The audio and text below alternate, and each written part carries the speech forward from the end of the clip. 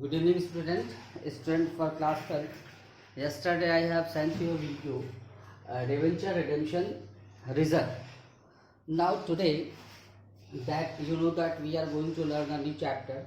The second very important and as well as for theory and as well as for numerical point of view, the very important topic is debenture redemption investment. Student, look at, I have written there already. The company shall invest the amount at least 15% of the nominal face value of debenture that shall be redeemed by the company by 31st March next year. Amount should be invested on before 30th April of current year. Student, first of all मैं बताना चाहता हूँ कि जैसे आपने कल के video में ये जाना कि जब किसी कंपनी को जो कोई भी कंपनी जो डिबेंचर रिडीम करने जाती है, उसको रिडीम करने से पहले 25% ऑफ नॉमिनल फेस वैल्यू का आपको डिबेंचर रिडेम्पशन रिजर्व में ट्रांसफ़र करना पड़ता है। ठीक उसी तरीके से स्टूडेंट, अगर कोई कंपनी डिबेंचर रिडेम्पशन रिजर्व भी बनाती है, ठीक उसी तरीके से उस कंपनी को DRI डिबेंचर रिडेम्पशन इन्वेस्टमेंट भी करना पड़ता है। ये क्या होता है? नॉमिनल फेस वैल्यू का 15%। ठीक है स्टूडेंट, जैसे DRR 25% आपने जाना और DRI 15%। आगे क्या है? Amount should not be below 15% by 31st March of financial year.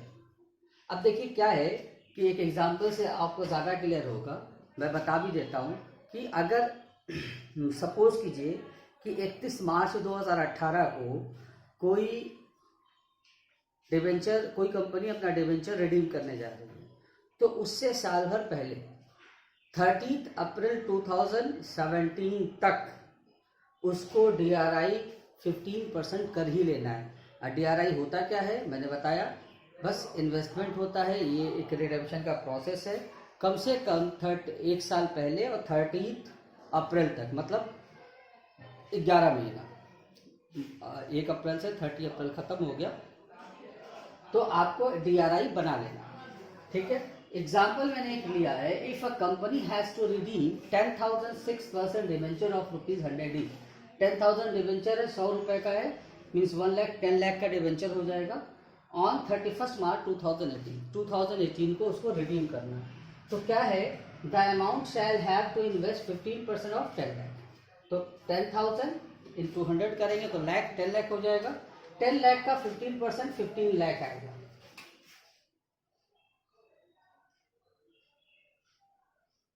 ठीक है स्टूडेंट, 10 लाख का, सॉरी सही तो था,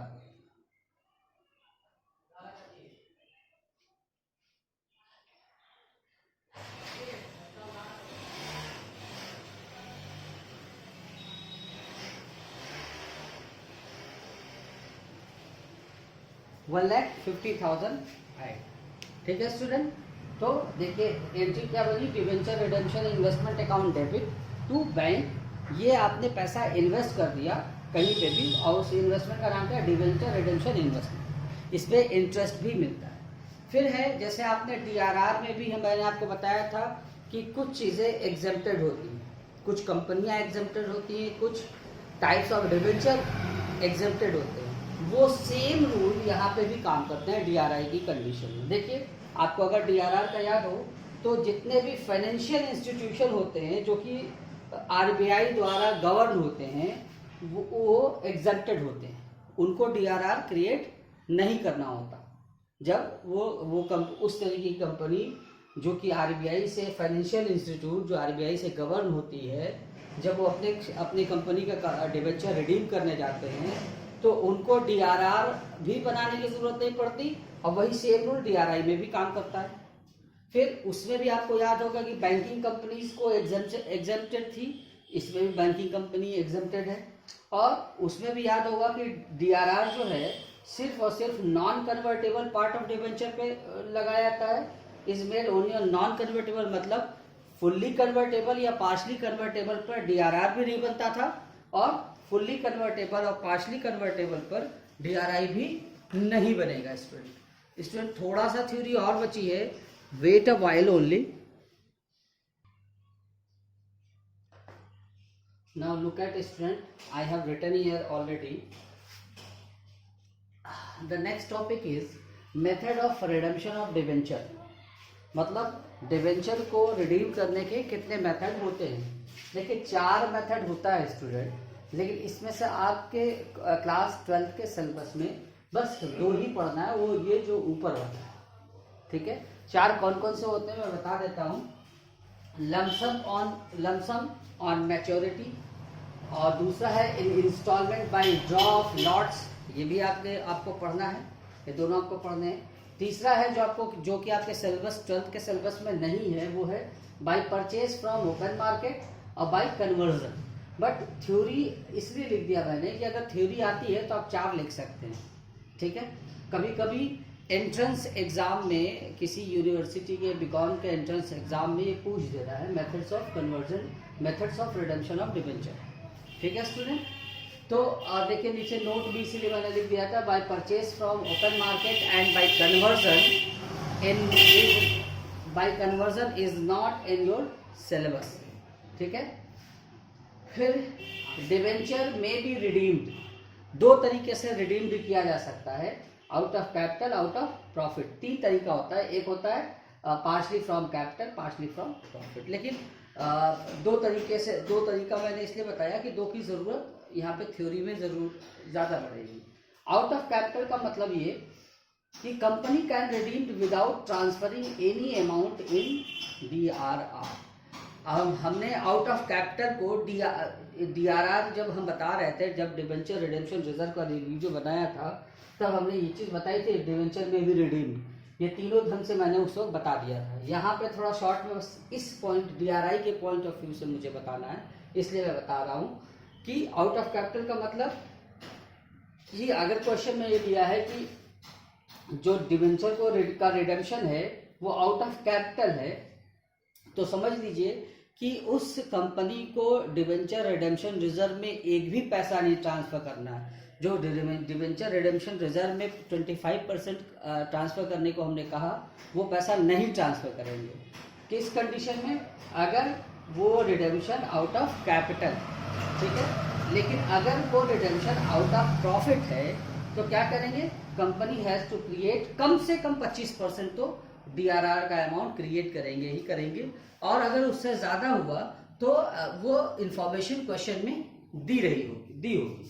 अब देखिए एक चीज़ मैंने और लिख दिया आपकी आसानी के लिए कि अगर क्वेश्चन साइलेंट है तो जो रूल मैंने बताया है कि DRR में 25% ट्रांसफर करना होता है, ठीक है। अगर वो कंपनी उस डिवेंचर का रिडेम्पशन आउट ऑफ प्रॉफिट से कर रही, क्वेश्चन में लिखा होगा debenture is redeemed from out of profit, अगर प्रॉफिट दिया है और क्वेश्चन में ये नहीं दिया कि कितना परसेंट ट्रांसफर करना है, तो बस 25% ट्रांसफर करेंगे ही करेंगे। और अगर क्वेश्चन में ये दिया है कि redemption is out of profit, सिर्फ यही लिख दिया और ये नहीं दिया है कि कितना परसेंट हमें ट्रांसफर करना है, तो हम 100% करेंगे if debenture is out of profit. अगर प्रॉफिट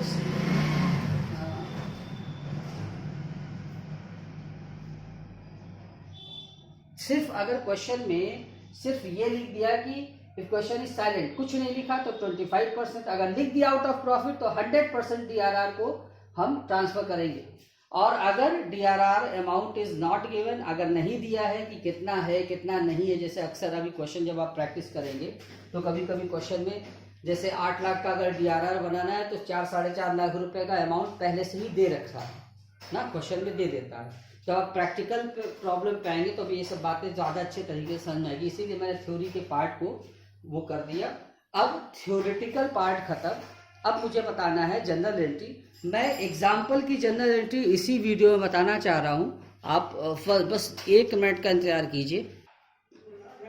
देखिए स्टूडेंट, थोड़ा सा एंट्री में बता दूँ, बस 1 मिनट 1 से 2 मिनट लगेगा, क्वेश्चन की तरफ आगे बढ़ रहे हैं हम लोग।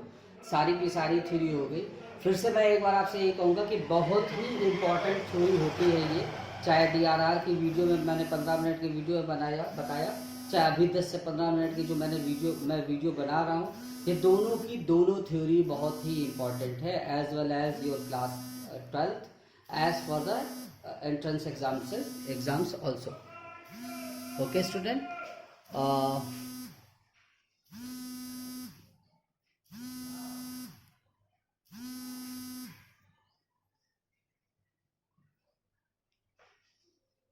नाउ लुक, सबसे पहले डीआरआर को क्रिएट करने की एंट्री. डीआरआर को क्रिएट करने की एंट्री होती है profit and loss account debit to debenture redemption reserve. Debenture redemption reserve को इन शॉर्ट हम कहते हैं डीआरआर. फिर अभी इसमें एक एंट्री बाकी है, वो सबसे लास्ट में किया जाता है, इसलिए मैंने छोड़ रखा है. फिर है फॉर डीआरआई. डीआरआई को डिवेंचर रिडेम्पशन इन्वेस्टमेंट को क्रिएट करने के लिए स्टूडेंट पहली एंट्री होती है debenture redemption investment account debit to bank. अपने पास से पैसा जाता है और वो इन्वेस्ट कर दिया जाता है. ठीक है. अगर इस पर इन्वेस्टमेंट का इंटरेस्ट दिया है क्वेश्चन में, तो इसके बाद एक बार इंटरेस्ट की भी एंट्री होगी. इंटरेस्ट की एंट्री सबसे पहले हम करेंगे जब हम पहले ये इन्वेस्ट करते हैं. ठीक है. जैसे आप सपोज कीजिए, अभी मैंने जो पीछे एग्जांपल बताया था कि कोई डिवेंचर 31 मार्च 2018 को रिडीम होना है, तो उससे पहले 2017 में डीआरआई क्रिएट करना पड़ा. ठीक है. वो भी कम से कम 30 अप्रैल तक, उसके बाद 30 अप्रैल के बाद नहीं ना. तो जब डीआरआई करते हैं तो ये एंट्री, मतलब जब डिवेंचर रिडेम्पशन इन्वेस्टमेंट करते हैं, क्रिएट करते हैं, तो ये एंट्री करते हैं debenture redemption investment account debit to bank. लेकिन जब साल भर के बाद जब रिडेम्पशन का नंबर आता है और जब इसको एनकैश कराते हैं, मतलब जब फिर से इस इन्वेस्टमेंट को बेच देते हैं, तो क्या होता है, बैंक अकाउंट डेबिट पैसा आ जाता है आपके पास टू डीआरआई, जितने का डीआरआई है. और अगर इंटरेस्ट इस डीआरआई पे इंटरेस्ट दिया है क्वेश्चन में, तो to interest receive if given. अगर दिया है तभी, नहीं दिया है तो कोई बात नहीं. फिर है पेमेंट की एंट्री. क्या करते हैं, जितने रुपया रिडीम करना है उस डिवेंचर होल्डर को, तो उतने % डिवेंचर अकाउंट डेबिट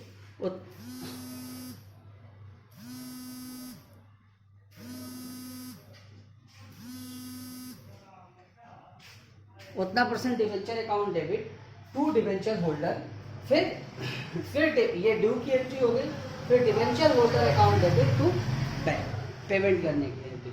और जब पेमेंट कर लेते हैं तो एक एंट्री और करते हैं, ये जो डीआरआर बना रखा है आपने, इसको बंद करते हैं जनरल रिजल्ट से, या आप कह सकते हैं ट्रांसफर कर देते हैं DRR account debit to general reserve, amount जो भी दिया. ठीक है स्टूडेंट, इतना है. आप इतने पे मेहनत कर लीजिए. फिर एक दो क्वेश्चन अभी मैं बता देता हूँ आपका, मुझे लगता है एकदम क्लियर हो जाएगा ये. Thank you.